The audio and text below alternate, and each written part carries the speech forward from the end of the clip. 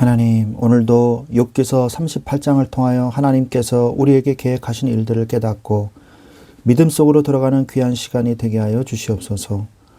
예수 그리스도의 이름으로 기도합니다. 아멘. 네, 오늘 하나님의 말씀은 욥기서 38장 4절 말씀 보도록 하겠습니다. 욥기서 38장 4절입니다. 내가 땅에 기초를 놓을 때 네가 어디 있었느냐? 네가 깨달아 알았거든 말할지니라. 아멘. 네. 오늘 욥기서 38장은 창조주 하나님이 나와 함께 라는 제목으로 우리가 은혜를 나누기를 원합니다. 고난의 긴 터널을 지나온 욥에게 드디어 하나님께서 입을 여셨습니다. 38장부터는 이제 하나님께서 직접 말씀하시는 내용이 나오거든요. 욥은 그동안 하나님께 수많은 질문을 던졌습니다. 내가 무슨 죄를 지었기에? 이 질문을 하고요. 그 다음에 왜 악인은 잘 되고 의인은 고난을 받는지 이 부분에 대해서 계속 따져 물었거든요. 그러나 폭풍우 가운데 나타나신 하나님은 욥의 질문에 직접적인 대답을 하지 않으세요. 그러면서 도리어 욥에게 질문을 던지십니다. 오늘 본문 4절 내가 땅에 기초를 놓을 때 네가 어디 있었느냐? 라는 이 질문은요. 피조물인 우리의 위치를 정확하게 알게 합니다. 우리는 하나님이 창조하신 세계조차 다 이해할 수 없는 미약한 존재입니다.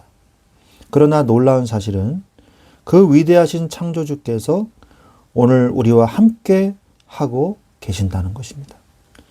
이 말씀을 통해서 창조주 앞에 겸손히 서면서 우리와 동행하시는 하나님의 은혜에 감사하는 시간이 되시기를 간절히 바랍니다. 오늘 말씀의 전체적인 내용을 좀 살펴보면 그때 여호와께서 폭풍우 가운데에서 욥에게 말씀하여 이르시되 무지한 말로 생각을 어둡게 하는 자가 누구냐고 책망을 하십니다. 너는 대장부처럼 허리를 묶고 내가 내게 묻는 것을 대답하라며 창조주의 권위로 질문을 시작하시죠. 내가 땅에 기초를 놓을 때 네가 어디 있었느냐고 물으시고 하나님이 바다를 문으로 가두고 구름으로 옷을 입히셨으며 새벽을 명하여 악인들을 쫓아내시고 땅의 끝을 잡고 흔드시는 주권적 능력을 말씀하고 계시죠. 바다의 샘과 사망의 문, 광명과 흑암의 처소를 아느냐고 물으십니다. 또 눈 창고와 우박 창고를 보았느냐? 비와 이슬방울의 아비가 누구냐? 물이 돌같이 굳어지는 이치를 아느냐며 인간의 이성을 초월한 이 자연현상을요, 열거하십니다. 또한 우주에 묘성과 삼성의 띠를 묶거나 풀 수 있느냐? 이 별자리를 묶거나 띠를 풀 수 있냐? 참, 이걸 어떻게 합니까? 또 하늘의 궤도를 아느냐고 도전하십니다. 또한 사자를 위하여 먹이를 사냥하거나 이 까마귀 새끼가 하나님을 향하여 부르짖을 때에 먹을 것을 주는 자가 누구냐고 미물까지 먹이시는 하나님의 섭리를 강조하시죠. 자, 여기서 묘성은 플라이아데스 성단이라고 하죠. 그 하늘을 이렇게 관측을 잘 해보시면 7가지의 별이 총총하게 이렇게 모여 있는 것을 우리가 발견을 하게 됩니다. 그것을 이제 플라이아데스 성단이라고 하고요. 그 다음에 삼성은 오리온 자리, 겨울에 우리가 볼 수 있죠. 겨울에 오리온 자리 가운데 허리띠에 빛나는 별 3개가 있죠. 우리가 망원경으로 관측을 하면 그쪽에 오리온 성운, 그러니까 말머리 성운이 다 이렇게 있습니다. 그럼 하늘의 궤도를 아느냐? 이걸 어떻게 합니까? 그리고 자연 생태계에서 이루어지는 이런 일들을 너가 어떻게 다 알고 있느냐 하고 도리어 계속 질문을 하세요. 그러니까 네가 누군 줄 아느냐? 그리고 내가 누군 줄 아느냐? 너는 너의 위치, 너는 피조물이고 나는 창조주인데 지금 나에게 너는 따지려고 하는 것이냐? 내가 하는 모든 일들을 네가 알 수 있을 거라고 생각하느냐?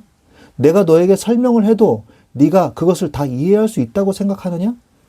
이 말씀을 하고 계신 거예요. 우리가 오늘 말씀을 좀 더 깊이 이해를 해봐야 되겠습니다.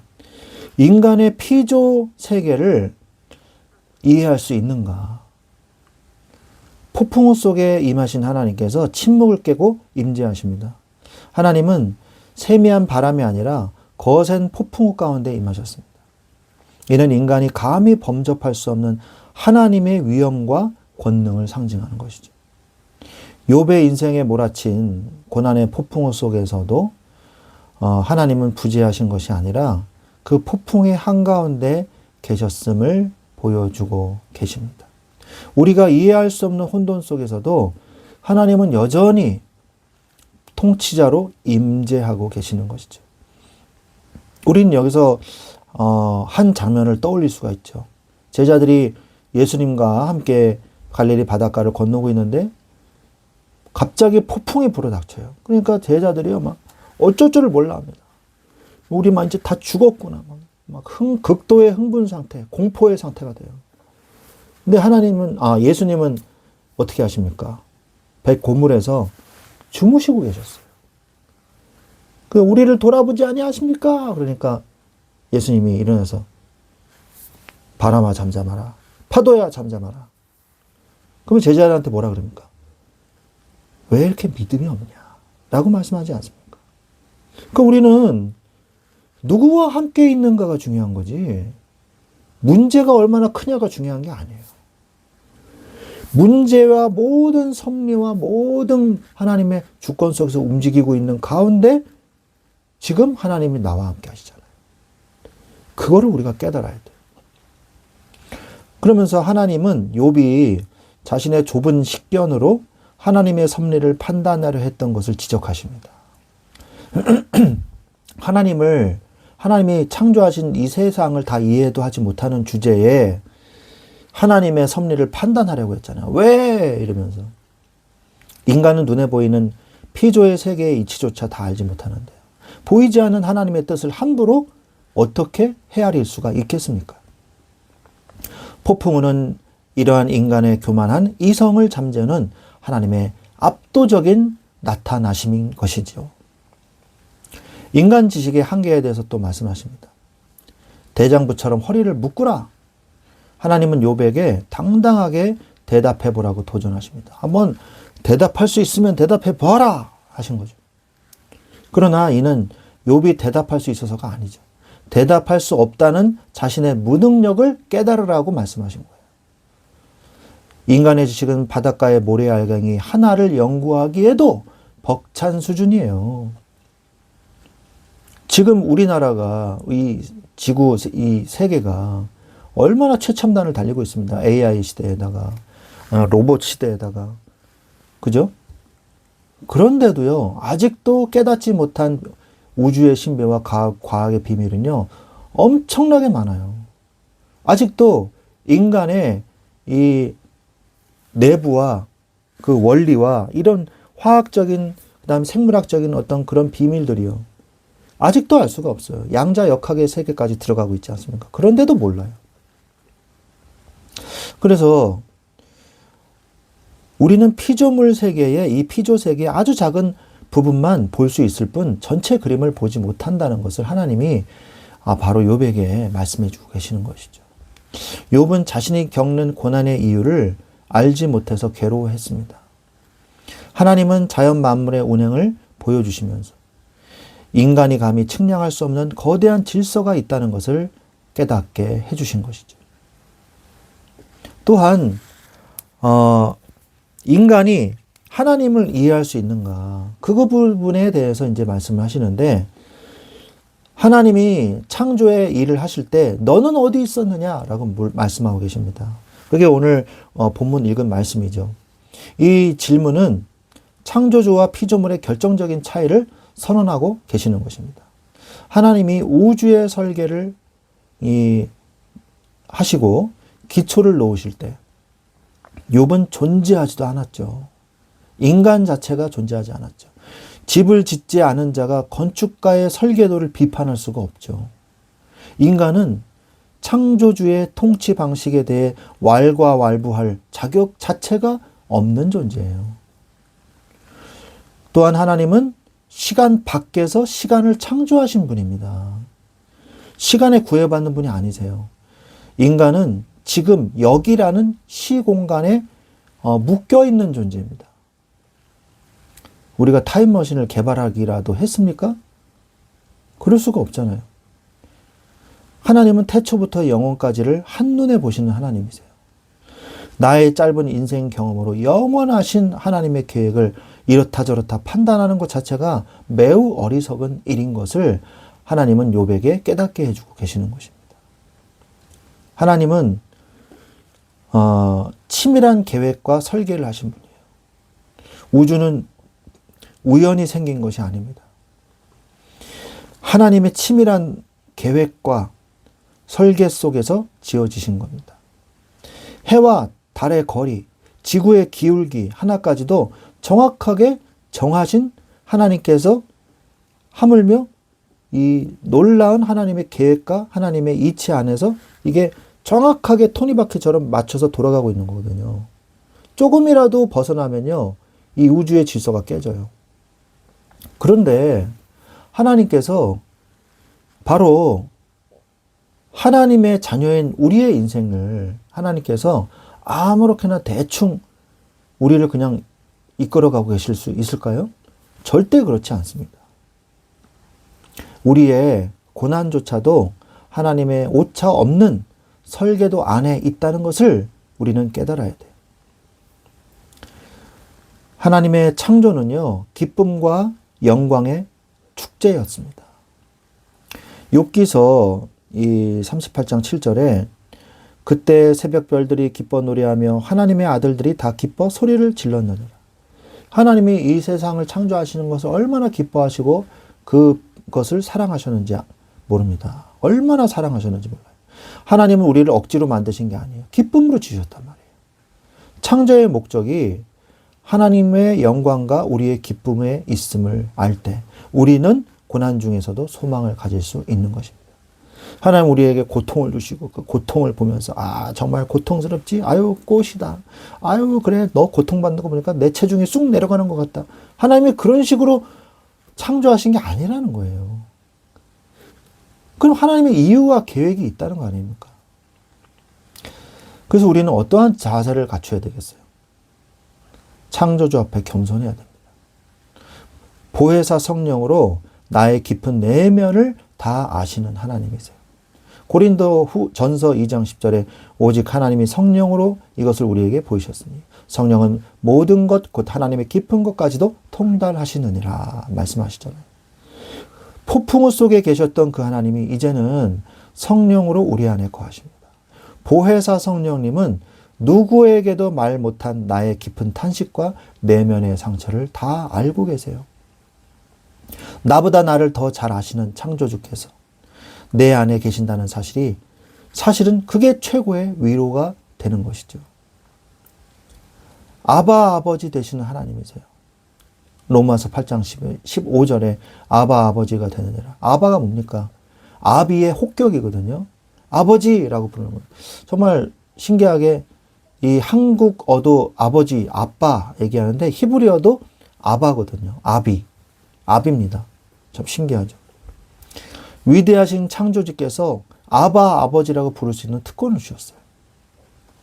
우주를 만드신 손으로 우리의 눈물을 닦아주시며 친구처럼 우리의 고민을 들어주시는 하나님이십니다. 창조주의 위대함과 하나님의 친밀함이 만나는 곳이 바로 성도의 신앙생활인 것입니다. 이 말씀을 깊이 묵상하십시오. 그러나 창조주 하나님이세요. 창세전부터 창조를 계획하셨죠. 하나님은 즉흥적으로 일하시는 하나님이 아니십니다.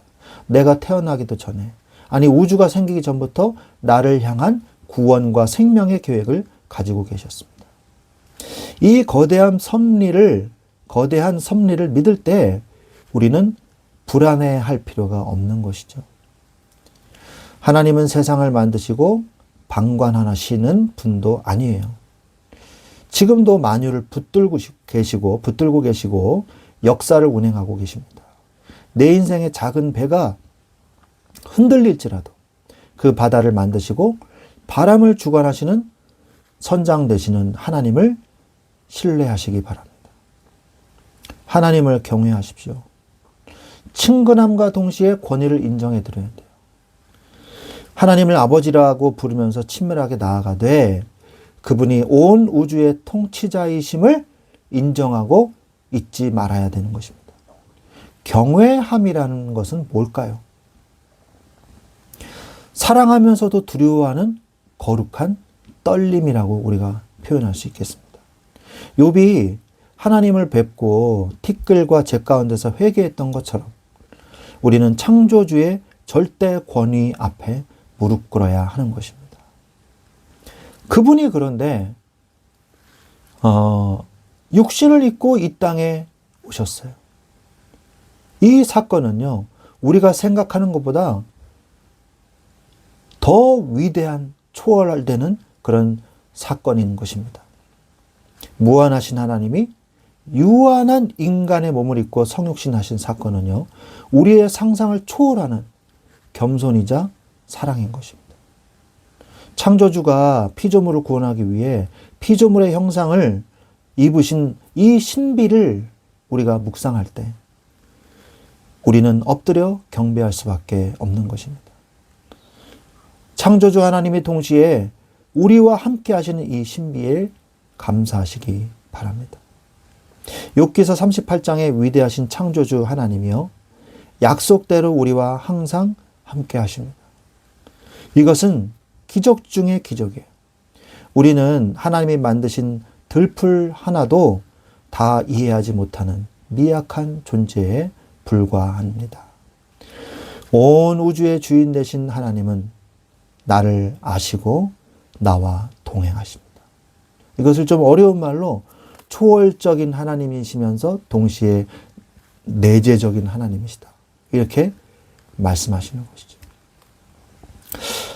하나님은 오늘 말씀에 욥아 네가 어디 있느냐라고 말씀하십니다. 우리는 이 말씀을 보면서 성경의 한 장면이 또 생각이 나죠. 아담아 네가 어디 있느냐, 아브라함아 네가 어디 있느냐. 하나님은 항상 부르셨어요. 그리고 너의 위치가 어디인지 말씀하십니다. 욥을 하나님은 겸손의 자리로 초대하셨어요. 우리는 하나님이 창조하신 세계도 다 이해할 수 없을 만큼 제한적이고 미약한 존재임을 잊지 말아야 합니다. 그러나 낙심하지 마십시오. 그 크신 창조주 하나님의 사람의 몸을 입고 이 땅에 오셔서 우리를 구원하셨고 지금도 성령으로 우리와 함께 하고 계십니다. 내 지식의 한계를 인정하고 오직 창조주 하나님을 경외함으로 세상 끝날까지 함께 하시는 임마누엘의 축복을 누리는 저와 여러분들이 되시기를 우리 주 예수 그리스도의 이름으로 간절히 축원드립니다. 아멘.